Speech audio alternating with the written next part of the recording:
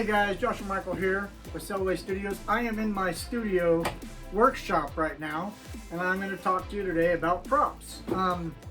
First off, I know a lot of people when props break, they throw them out. I don't throw props out. I like to repurpose them.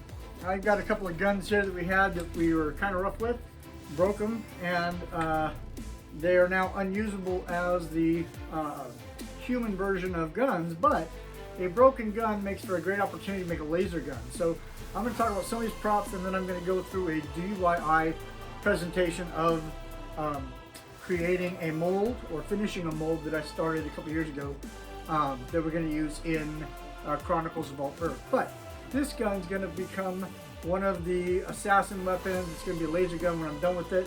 The back got broken and the barrel broke off, and so we're going to modify it and probably do some piping to give it a different kind of weird barrel. Same thing with this one. It broke on set one day, and so I brought it back to the workshop, said, hey, let's turn it into a laser gun. It's going to be a laser gun too. So let's talk about molds, DIY molds. This is the same process that Hollywood goes through. A lot of filmmakers now kind of make their own props or have a studio make their own props. Here at Cellway Studios, we have our own prop studio. So this is a helmet that I made. It was made from a Spartan helmet, but it has a center divide on it, and it's really cool. But basically, the way a mold is made is I have what's called a key. It's actually up there. They're very heavy, so we're not going to pull it down. But basically, you set the key down, you take your mold and you pour it over the key, and it creates a rubber mold. Then you make a shell for it, and the shell goes around the mold with the prop inside, and that helps give a firm form to your mold. When you're done with that, you can take the key out and you have a negative space. That negative space is where you put the plastic or whatever resin compound you're using to create your helmets or whatever it is you're creating. So today, I'm going to finish this as a sword that my Rama character is going to use. That is a special weapon that is able to deflect the energy weapons of the wizard class. So in this mold, and they're very heavy, by the way, so every mold has to have a way to pour the compound in. If you're doing like a helmet, you want a negative space. You have a negative space in this type of mold as well, but because it's a sword and you want it to be solid, you have to make a pour space. So I made a key pour funnel on the back end of this. Then when I stand this up, and then I pour the compound, which is basically Rebound 25. They come in two distinct colors. It's 1 for 1, so you half of this, and you stir it together and you create your compound and you pour it in your mold. Now you can't use one of these for a mold this size. The only reason I'm using the small one is on the other side here. I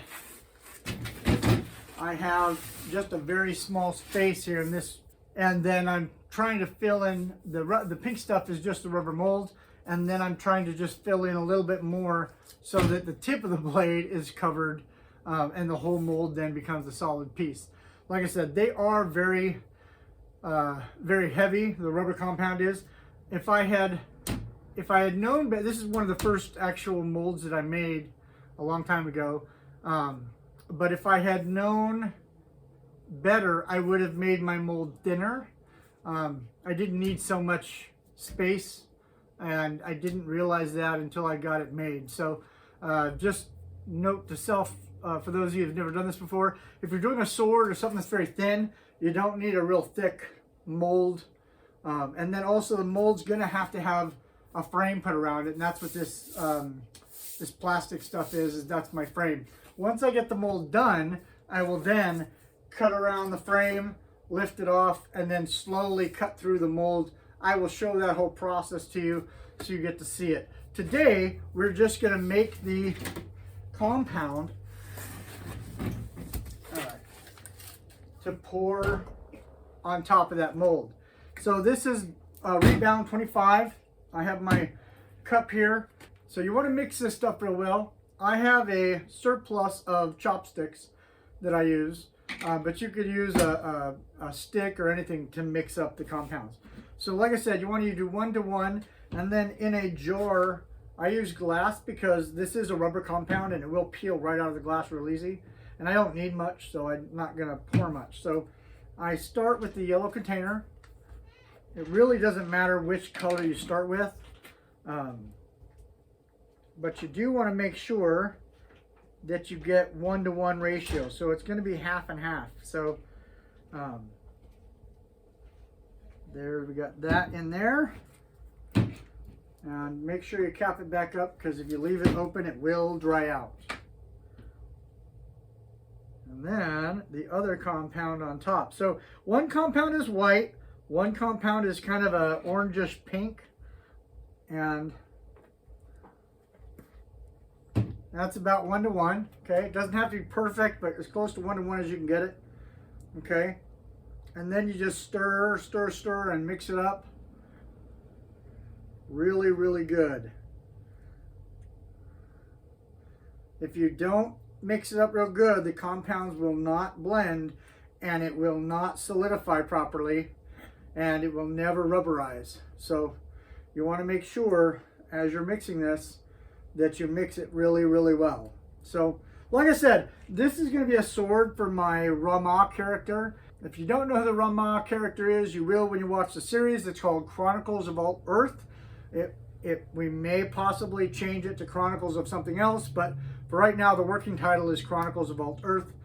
I'm super excited because it is a Montana-based fantasy series. And I haven't seen a whole lot of Montana-based fantasy done, and so I'm excited to do it. And I'm excited to have the Hamilton and Bitterroot communities, as well as the Montana communities, supporting this project. So I am super excited about that, and I hope you get excited about it too. It's a really, it's a mini series that we're doing, and at the end, there's kind of a twist at the end, but a lot of actors involved, a lot of people from the local area involved, and I'm really wanted to say thank you for everyone for that. So here we go.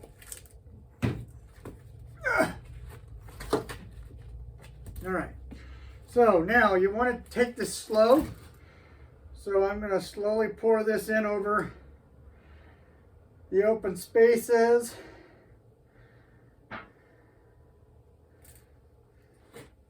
Making sure not to get any on the outside of the mold.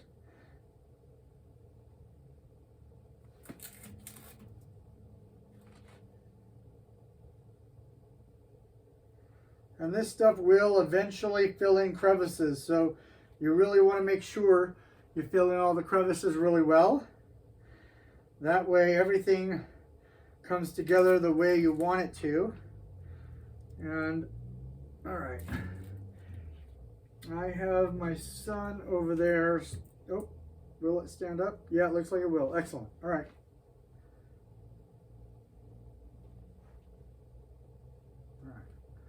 So to finish this off, I want to scrape the edges because there's still compound in here.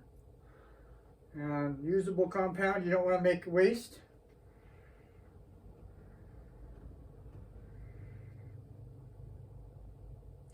I'm actually really excited. I've always loved this sword. And what I did was I actually found a wooden sword online and purchased it and realized, well, it's too flimsy to create any kind of a working piece.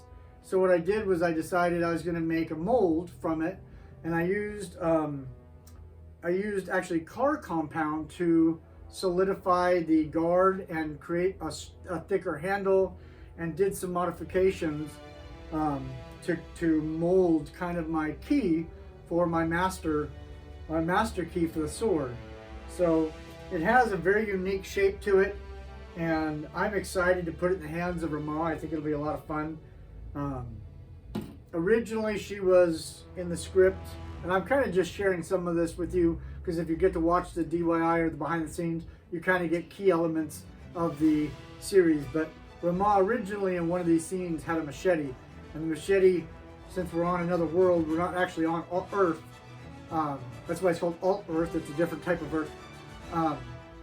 We put a machete in her hand, and I realized that really wasn't going to work. I wanted her to have a more powerful weapon, especially as she got into fighting, and she's an interesting and very, very powerful character in and of herself. So I decided to re-bring this sword back to life.